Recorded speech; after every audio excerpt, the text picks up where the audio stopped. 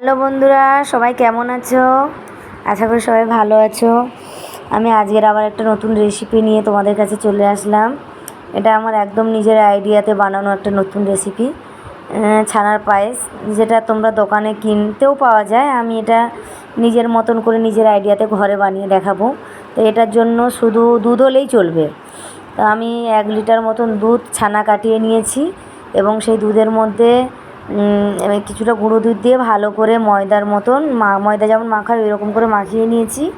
নিয়ে এইরকম ছোটো ছোটো করে গল্লার মতন, ছোটো গল্লার মতন শেপ দিয়ে নেবো। আর এটা যেহেতু ছানার পায়েস হবে, তাহলে তার জন্য কিছুটা দুধও লাগবে, মানে দুধটা জাল করে নিতে হবে। দুধটা ঘন করে একটু জাল করে নিলে ভালো হয়।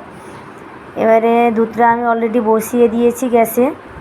এবারে সেই দুধটা একটু দেখবো এখন একটু ঘন হলে ভালো হয়। আর তোমরা চাইলে লিকুইড দুধটা যে আমি জাল করতে বসিয়েছি এর মধ্যে গুঁড়ো দুধ একটু দিতে পারো, দিলে আর একটু দুধটা ঘন হবে।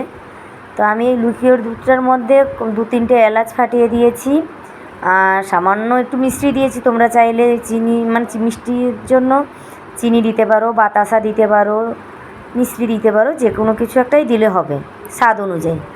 এবারে লেচিগুলো কাটা কমপ্লিট করে নেবো। তো বড় লেচিগুলো আবার এই ছানার জন্য, মানে পায়েসের জন্য না, ওটা লুচি করব বলে বানিয়েছিলাম। এবারে লেচিগুলো আস্তে আস্তে রেডি করে নেবো। আর ছোটো ছোটো তো একটু টাইম লাগবে।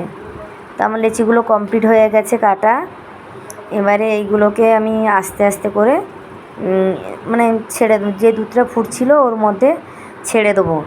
তো দুধটা একটু ঘন হয়ে গেছে আগের থেকে, একটু লো ফ্লেমে ছিল বলে গ্যাসটা বসে বসে হয়েছে, একটু ঘন হয়ে গেছে। এবারে আস্তে আস্তে ছাড়বো। তো বন্ধুরা, একটা জিনিস, যে যখন আমি ওই লেচিগুলো ছাড়বো, তো আমি আর একটু মিষ্টির জন্য আর একটু চিনি দিয়ে দিলাম এখানে। তা আমার ছেলে বলছে মিষ্টি একটু কম হবে, চিনি আর একটু দিয়ে দিলাম। তোমরা তোমাদের স্বাদ অনুযায়ী মিষ্টিটা দিলে হবে। তা চিনিটা দিয়ে আবার একটু ভালো করে নেড়ে নিলাম ফ্লেমটা বাড়িয়ে।